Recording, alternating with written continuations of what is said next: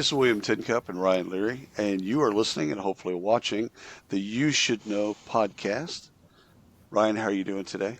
Oh, I am wonderful. I've never had a bad day in my life. It's Not beautiful true. outside, and Not true. how do you know it's not So, true? You oh, I, don't live in I my have, head. I have Well, evidence. that's kind of not true. You do live in my head because I hear you at night. I hear you in the morning. Oh, that's Yeah. terrible. I don't even hear me. I get tired of my own voice. Uh, Ivneet, how are you doing today? I And am doing you're in, very well, William and Ryan. And yes, I have definitely had bad days, Ryan, so I will not even although claim. you're in Miami, you're not having too many bad mm, days. yeah. I'm not. I can stare at the blue Oh, ocean right that there, doesn't suck. so That yes. does not that's not bad at all. So As while we long as you're do inside. yeah, while we do some introductions real quick, tell us a little bit about yourself. So, Hmm? from a professional perspective, I right now serve as the Chief Information and Right? Technology Officer for Sterling. If any of you who don't know Sterling, we are a global provider of background and identity services. We serve clients in about 240 countries, and hopefully, you are also using us for hiring people. And I have responsibility for all of their internal and external technology, My data, God. and security ecosystem. And I'm also the founder and sponsor of I love it. Sterling's But AI so, program. Ryan, before we get into questions, we got a topic that we want to. Yeah. We were going to go down a lot of different rabbit holes, but with your expertise and breadth of knowledge, we want to kind of keep it simple and do the state of AI. Just kind of get your take on a lot of things that we're seeing Yeah. in the marketplace. So, with that being said, let's just start basically, because you're like you said, you're the founder of kind of. I would assume what you're trying to do is build ethical AI, right? So how do you how do y'all what's your approach on auditing right now AI to so that it's doing what it's supposed to be doing? So like what's your take on that right now? Yeah, so I think of it as three different monikers that I would say: ethical, Oh, cool. responsible, Yeah. secure. Okay.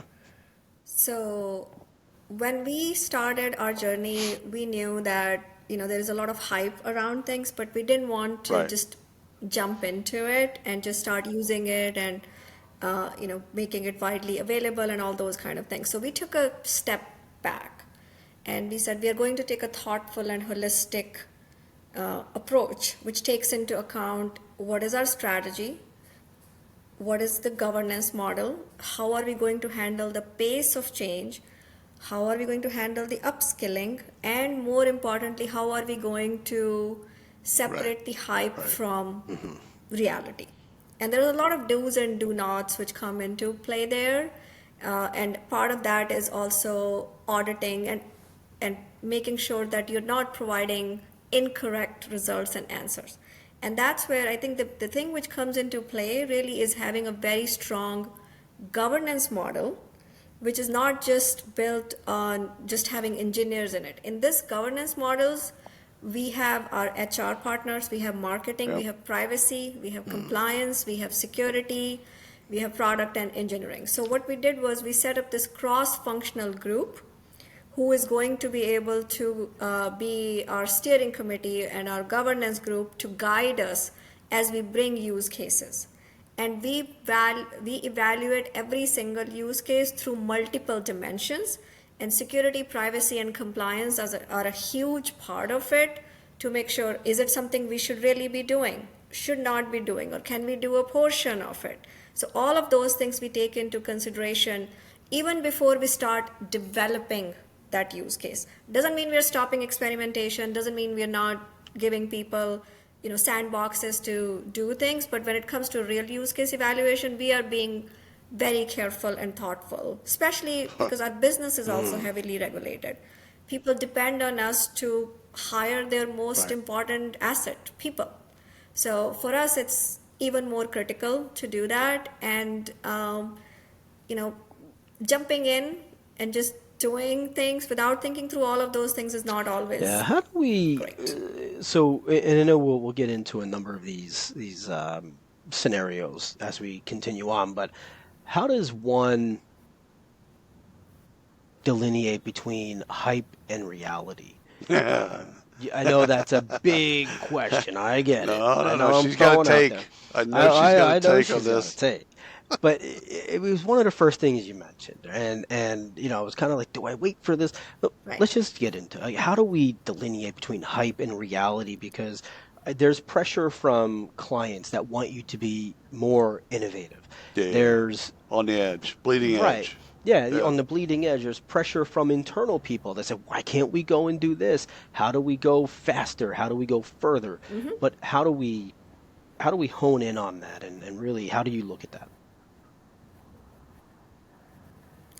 So, and this is going to sound very, very basic, but it's these things are usually to do them, they are right, always right, right. simple, but they're always hard. So the way I think about the North Star is the way we bring back to people is okay, what is the problem we're trying to solve for our customers? Whether it's our internal employees or our external customers. What is the problem? Because I remember going through that even at Sterling where the use cases were coming out of woodwork, even though half of them did Right. not need Right. AI to solve them. But it just came to That's people's cool. mind, oh, this is this Yeah. new AI, Gen AI capabilities available. Can I just use it to solve this problem? The answer is no, not really. Right. There are cheaper, better ways to do it. But coming back to your question on hype versus reality, first is your North Star is what is the real business problem you're trying to solve? Whether it's related to experience, efficiency, optimization, productivity, whatever that is. You have to have a very good sense of that. Second, you have to have a really good evaluation process and a group of smart people who are able to look at these capabilities. Oh yeah. Because there is a lot of AI Mm-hmm. washing going on. I'm sure you guys have heard Oh of yeah. term greenwashing. There is AI washing going on where every single vendor has now added AI as a buzzword to the offerings they do, whether they use AI or Oh not, yeah. or use it in a very limited capacity. So having the right talent in house is very important also, where somebody can dig deep to test the capability. So that Mm-hmm. testing and learning capability from a technical perspective and from a privacy and compliance perspective is important.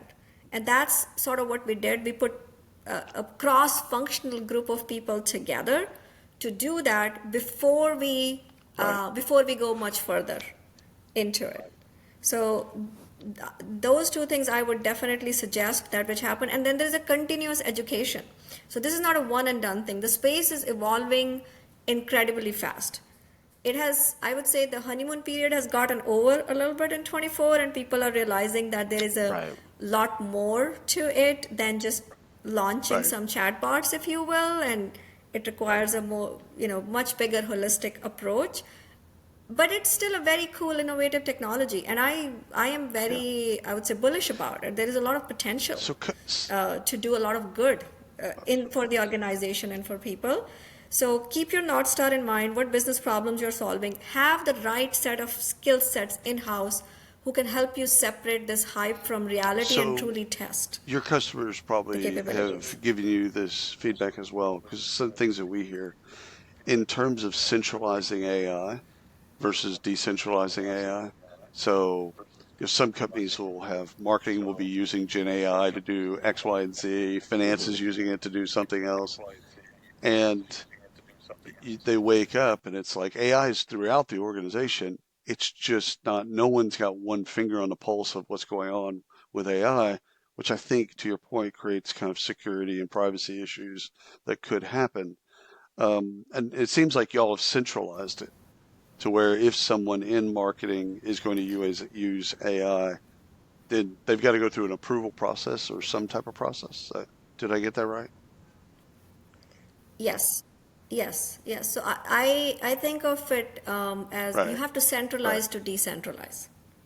So when you're starting on these things from a journey perspective, you have to make sure you're giving people the right guardrails, the right set of tools, the right set of policies, Mm, the right set of processes, a combination of all these things, and not to mention the organizational change management. But then you're also giving them enough freedom within the Yep. guardrails to experiment and launch their own capabilities. So it's, I think Right. of it a little bit more of a hybrid model, if you will, not fully Right. centralized and not fully decentralized. Especially when you're starting, the Right. centralization is very critical to do, to set the right guardrails and Especially again, patterns. letting people innovate. You don't want to squish that out of any department or any area in the company. Everyone should be able to innovate.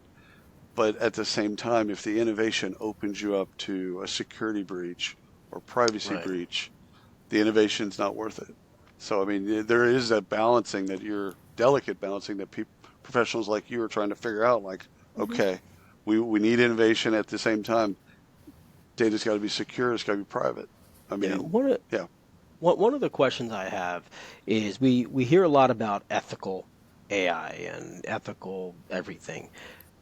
But from the horse's mouth, someone who's doing this at a large company and doing and managing, overseeing a lot of innovation, what does ethical AI mean to you?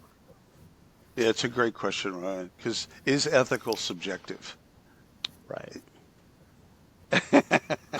It could be, but ethical to me Ah, is very nice. do no Okay, harm. okay, That's do no harm. That's the definition I go with. Well, right, overall in Right. general, not just in context of using AI or any technology or building any product. So we don't want to be biased, let's say, towards candidates, whether we are hiring them internally or hmm helping our clients hire them externally. We don't want to give our clients something which can make them biased Right. towards a certain set of candidate pool they're trying to hire.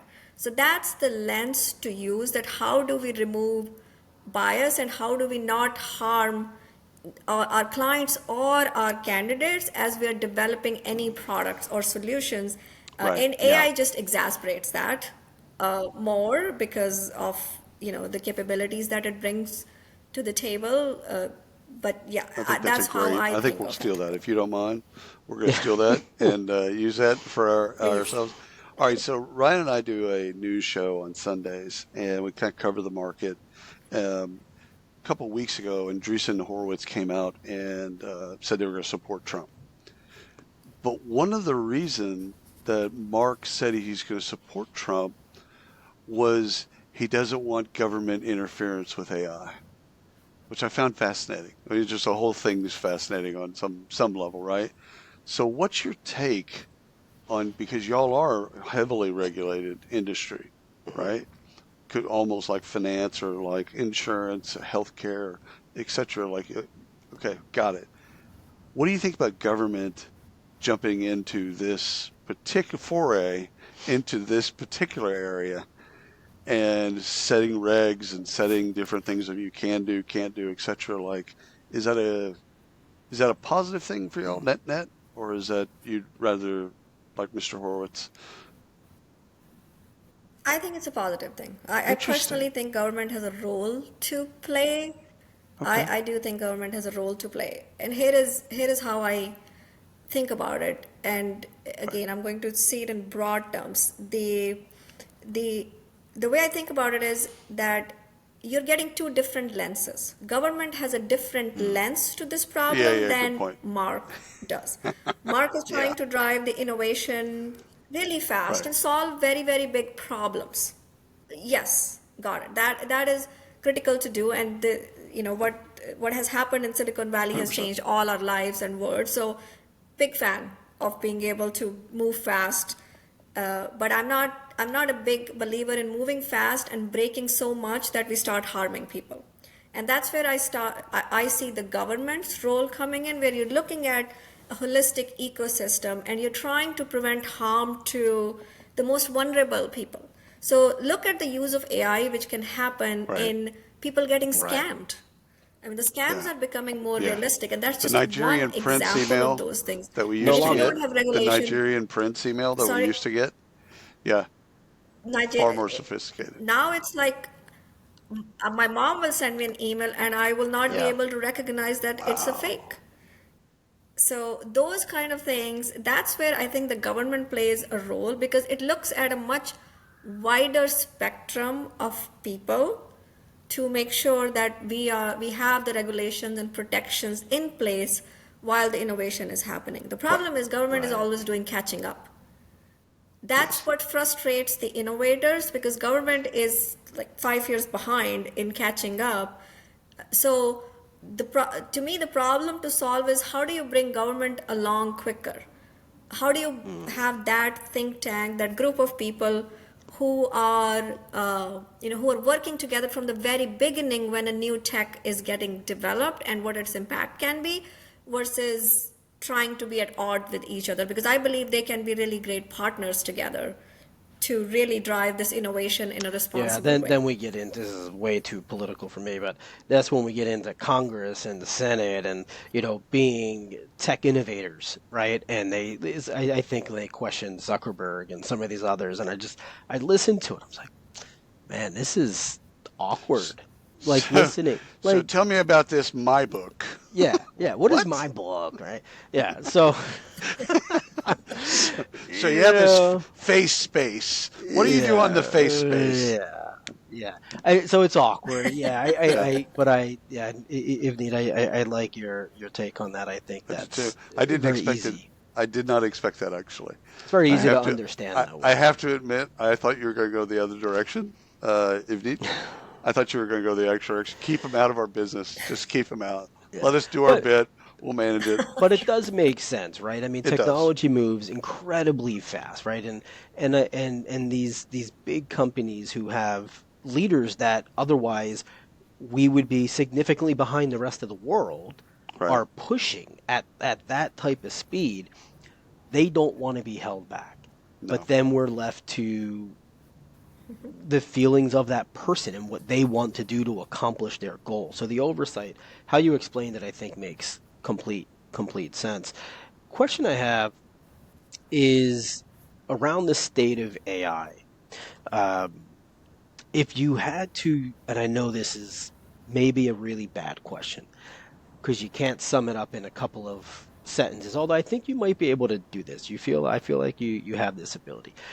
How would you describe or explain the state of AI to somebody who's just casually interested in what's happening?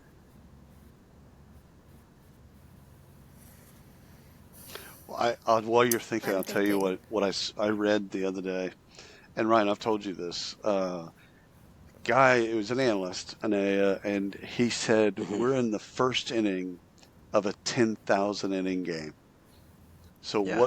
what we I know like that. of AI, again, the difference between machine learning and NLP and large language models and all these different things that we kind of understand, we have no in our lifetimes We'll never know. we won't see a fraction of what's to be developed. It's the way that he kind of the way We he won't. packaged it up. I agree. I agree. We won't. We won't. And that's what makes it exciting to me. So, to me, if somebody is casually browsing, I would say Yeah, learn about it. It's exciting. This is the time to learn about it and get yourself familiar with it. You are already using it. So, if I'm a casual person, like Hmm. Amazon, if I use Amazon, everybody uses Amazon. I am using AI at this that's time right. because that's what Right. they're using to give me recommendations and even their own operation. So learn about it, Right. be curious about it, because and I think of it at from the other dimensions. If you're a parent, you want to think about it. How can it impact your kids? If you're a student, how is it going to Right. impact your future job? If you are a professional like me, you have no choice but to continue to learn about it. So everybody has something to gain by learning about it. So how do we simplify that? How do we simplify it for different personas with different age groups and make it more targeted on how it impacts Right. them, is what I would Yeah, love to see more focus on, because the information is, be curious there and is so have much fun. information out It's there. Ryan It's uses hard. ChatGPT. Which version are you on? You're on 4, right? Four. Yeah. Yeah. And it's funny because like every day he'll bring some a new prompt or a new thing that he's learning. and it reminds me very much of the internet in like say 1998, Mm. where it was just fun. Like you get on the web and you go to message boards and like Yeah. it was just a fun bit. Like you didn't think about all the downsides and all the darkness and all the other stuff that would come or that probably even was there. But you just had fun. You're like, okay, let me see if I can find a pet store in Pittsburgh. Like you just do this random stuff just to see, and it was playful. And again, nobody got hurt. It was fun. I see the parallels. I think it's going to move far faster than the internet did. Hmm. So I think that Moore's law Yes. applied to AI versus the internet. I think that's going to happen.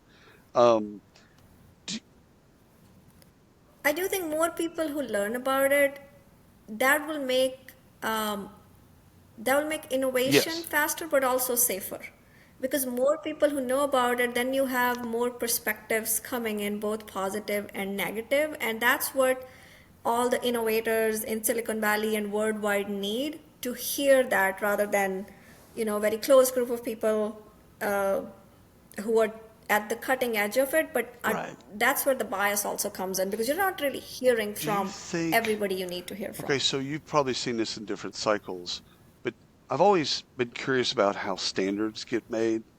Like simple stuff like an iPhone plug versus a Droid plug, right? Like who made the decision, and why didn't they just make the same damn Yeah. plug? My Or, house would be so much smoother. but like it's like big companies, they'll make decisions on standards that are their standards, and do you see that play out? I mean, obviously the big ones with Microsoft and Google and Facebook, and pick all your other ones that you like. Is it going to become kind of another game of them creating standards and adhering Mm. to a standard of a company versus general a standard of AI is versus AI with Microsoft is, AI with Google is, AI with Amazon is, etc. So, question is about standards. I think there will be, yeah, there will be some of that. I will tell you, and maybe I'm glass half full uh, on this one, but I do believe there will Okay. be a lot more Boy, interoperability. you are an They optimist. need each other. Wow. I They like they this. need. Wow. All righty. We found one, I Ryan. am. We were Yeah. looking. I can see them all next week. They're all around a table. Like, "Oh, let's get standards for everybody." Maybe not. Maybe not to that. They 100%. will all want to push their products, but however, but I do believe they also want interoperability, because they also know Right. that one of them is not Right. going Yeah. to That's right. quote unquote win this race. If you okay, so I'll give you a parallel example, which hopefully they all learn from. We have three main cloud providers, right? You have GCP, you have Right. AWS, you have Azure.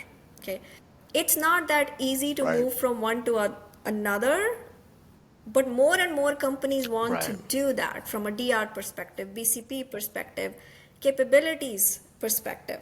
So to me, that increases the usage of cloud and the cloud adoption and all those things if you actually make that happen. So it's good business. So it's not Yeah. Yeah. Yeah. goodness Yeah. of Yeah. the heart, but it's good business. That's how I think about the AI journey as well.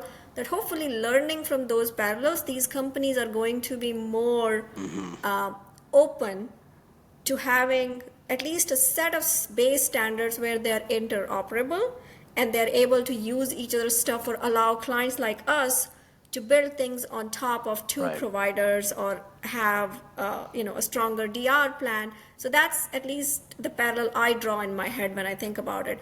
Of Oh course, they yeah. all get paid Oh Hmm. very, yeah. very big bucks to make those decisions, Yeah. so It's, we'll al- see, but it's like a that's where I see it going. frictionless way. We need a frictionless way to To, work together. well, see, I like I, I you're think of working Amazon in. here. Yeah. Go Go ahead. ahead. I, Finish was your say, thought. I think of Amazon and the return process, which Yeah. has changed a little bit. They have changed a little bit. You have to click a few more buttons, but it is so frictionless and easy. You don't like it, return. Great. Goodbye. No questions asked. I don't need a receipt, any nothing. Well, obviously, because it's online, but it's easy. And that makes me go back to Amazon instead of going to the Yeah, store but because you I see what can. see what I'm struggling with, Ryan, is that's centralized. The Hmm. Amazon can represent 1,000, Sure. Yeah, yeah. vendors, but they still have it Hmm. centralized. ChatGPT 4 is going to get to know you really well. Yeah. And then all It of a sudden has. you're going to move over to Gemini or you're going to move over to another Right. large language model, right? And will you have to, I'm assuming, Start over. will you have to start over?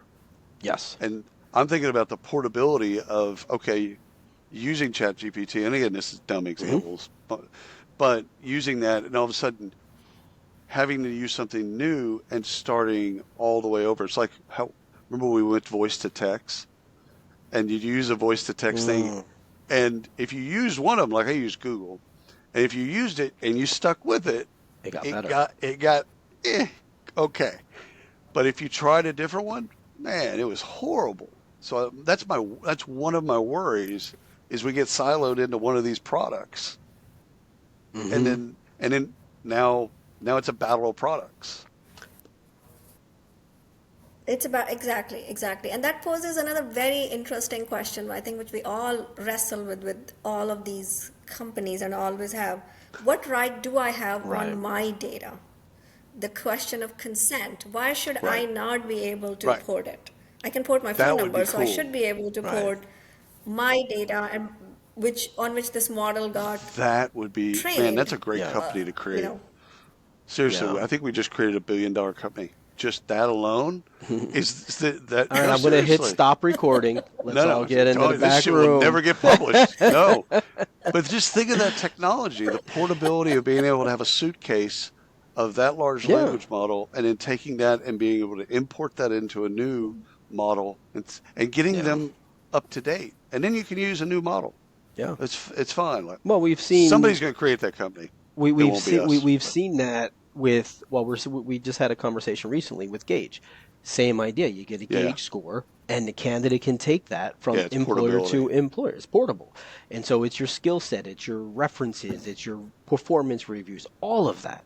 Like at some point, we'll get there. Yeah. That'll be easier on the blockchain because you can have it third party validated. Right. Um, what do you think? Because we do have, I think there's one, maybe two companies in HR tech or work tech that has third party audited AI. I'm thinking of a company in Australia called Rejig, and we're talking to the CEO a while back, and she said when we started, we didn't know what we didn't know. So we started down the path, and then we just like, okay, internally, we're only going to know so much.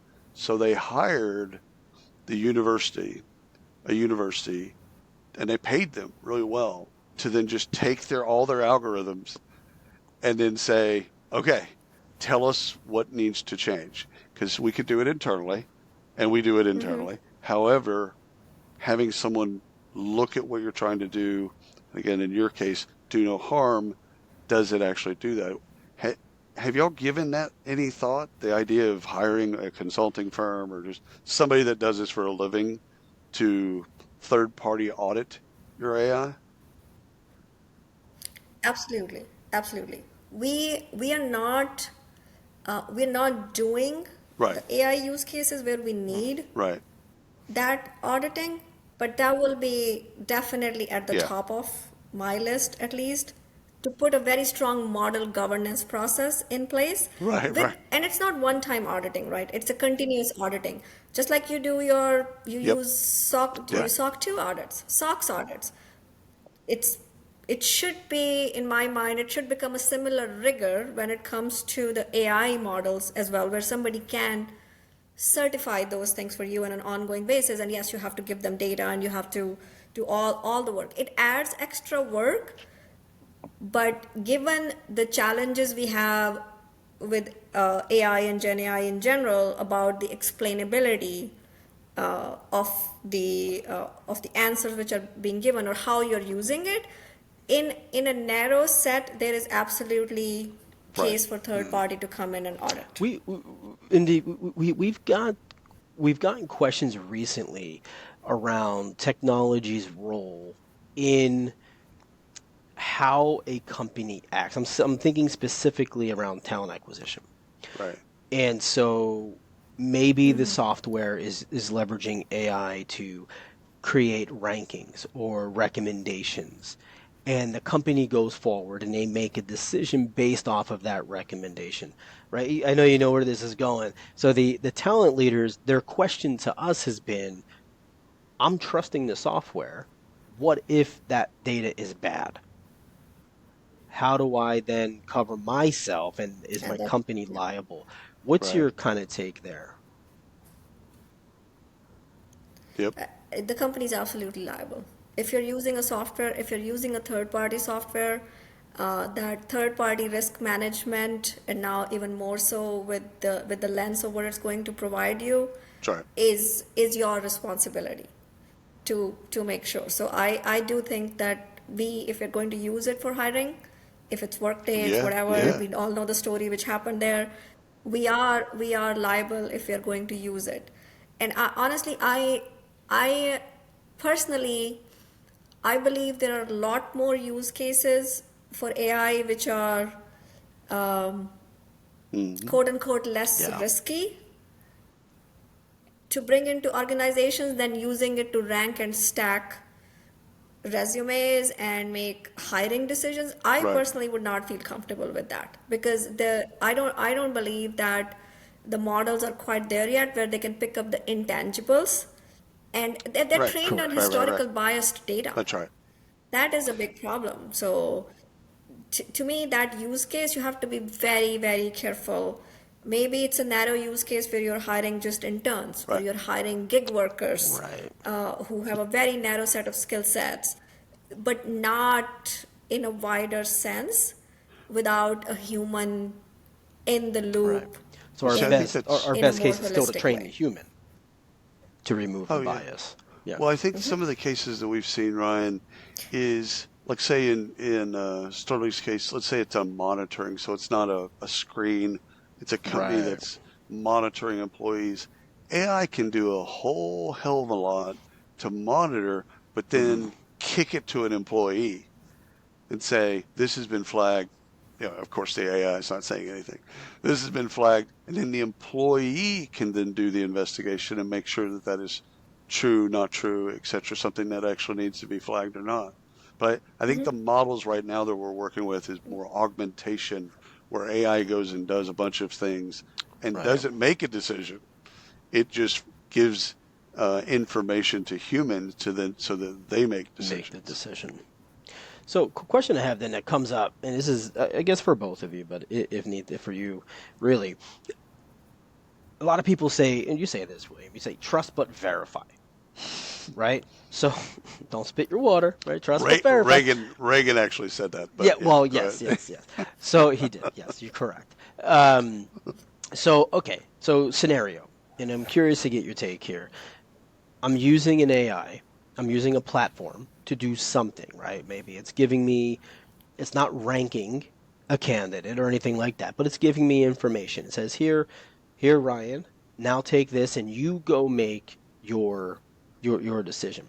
So now I'm taking that information, I'm trusting it because my company said, yes, this is the software that we trust.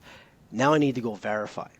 How do I verify that? Am I going to another AI to verify it? Am I going to Google to verify that? Again, I know it depends on what information, but at the fingertips of a recruiter or an HR manager or a talent director, how do they verify this properly? Verify what Mm. though? Because it's very contextual, Ryan. I, What are we like trying in the to case of a verify background here? check, it Because could it's be it. a criminal conviction. Hmm. So something like that that gets Yes. flagged, Yeah. Right, then that person can verify. First of all, it should have sources of where it found right, that to where you could go back and see the source Exactly. material Exactly. to right, then say, oh, Right. okay, it got that Right. wrong or it got that right. So a right, person was convicted, but then the Right. case was thrown out on a technicality. right. Go to your local municipality, whatever is Right, needed. whatever the source material is. Right. So the multiple layers are needed, and that's what we do. So we don't just in the entire Right. process chain that we have, whether we use AI or not, you get something from one place, but then you go to the actual That's yeah. source because this is a real case that there could be a conviction in one court, but then it was thrown out 7 years later, and all those kind of cases come up with or That's a great without AI. point. So you have to go to the source to do that verification, whether it's manual, whether it's automated. What AI really helps you in those cases to do, you don't have Right, to read right. It 100 bubbles it up. documents, which actually you can make more mistakes reading 100 documents versus giving it to a machine to say, could you pull this out for Yeah. me and find this information? And I actually don't miss information. That's where, and that is something we have used at Sterling, the power of reading from documents and summarizing it and actually pulling all the relevant data versus training humans to go through 20 code documents or 30 code documents. Yeah. So it can be used for that power of good, if you will, in this case, versus just Right. relying on our Dumb brains to question alert. read a Are you ton of building your information. own LLM for Starling? You're using, okay. I We're don't want to get not. into proprietary No. stuff. I just was curious Yes. about that. I Yes. Question I have is, what's keeping you up at night as it relates to AI? I'm sure you sleep well. So, What keeps me up at night is AI attacks, yep. AI security attacks, because I believe the frequency of security attacks is going to Yep. increase. It's already increasing because of Mm, the AI capabilities, and whether it's a phishing scam or whether it's the ability of AI to run right. scripts, all different kind of things which can happen. That's what keeps me up at night. And I know the security tooling is trying to catch up with it, but the Oh, yeah. hacker community is Yeah. moving very, very fast in exploiting AI. I, That's what keeps I me up at would, night. if I were in your position, that's exactly what would keep me up at night, is privacy and security. Just how do I keep people safe? Getting back to that do not harm. That's both your clients as well as Sterling proper. Yep, I got it. Right? As you're saying that, I was thinking this is exactly the reason, other than I'm not smart enough to do what you do, 100%, like not Yeah. even close. Uh, But that is a reason why I would never be able to do what you do, because I don't think corporate or say software, however you want to, platforms are ever going to outpace the hackers. It is a constant battle. It's never going bad to actors win. because there's no rules. Bad actors can Right. innovate faster Yeah, and it's not than a question of, well, why can't you think ahead of them? It's, I mean, why not go higher than? Well, because then they're already in your system, right? Like, I mean, yeah. there's a lot of like that not just would keep me up and it prevent me from ever holding your job. So I give you a lot of kudos for that. So there's no question in that. It was just, Thank you. Thank you. yeah, it was It's a just lot of an fun too. observation of you've confirmed that I would never have your role. What's I will never have There yours. you I go. couldn't do what you are Uh, There you doing, go. right? I feel a little more last important. last thing for me is, okay, so we talked about the dark side. Let's talk about the light side. What Yeah. what excites you of just immediately, just right around the corner about AI? Like what's this year? You're giddy about this phase that we're in AI.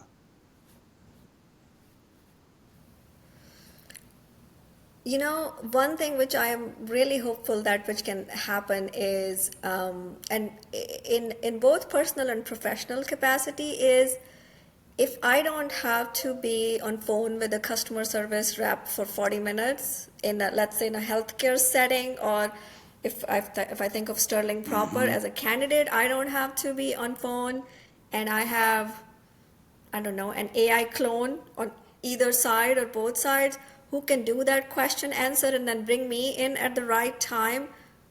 Uh, Oh, the amount of time it will save and the Amen. amount of frustration it amen. will take away in just personal, Yeah. professional, both sides Wouldn't of wouldn't lives it be will amazing? be When amazing. you're in queue and it says if you want to receive a call back, boom. Yes, I do. And then the phone rings and I get back on the phone and it says, please wait as we find an operator. And it's 10 minutes later. Wouldn't it be great? for them to get the same message from you. Like they're asking your clone, and then your clone says, please hold for Ivneet. She'll be with you momentarily to answer that question. And 10 minutes later, you get on the call. Like that would be amazing. I think syncing all that, I love that. The optimism of that's such an inefficient process, Mm. and it sucks up our time. Ryan chats with a lot of the technologies that we use for the show, and But those are it's humans. They're actual humans. They're just oh, but bad at their it's job. hor- I'd rather have an AI at this point. There are some where the AI is actually better than the humans oh, in some of the 100%. platforms that we use. Yes, Yeah. but again, it's like they'll respond in email. This is how inefficient it is. He'll start a chat. You do this too, I'm sure. You'll start a chat, and all of a sudden he's okay. Enough of this. I gotta move on to the next thing. And then they'll send an email and say, "It looks like you left, and the chat's over." It's like I left because no one was responding. Nobody Anyhow, responded. this has been so educational. Thank you so much for carving out time. We can't even imagine how busy you are, but thanks for coming on the show and breaking things down for us.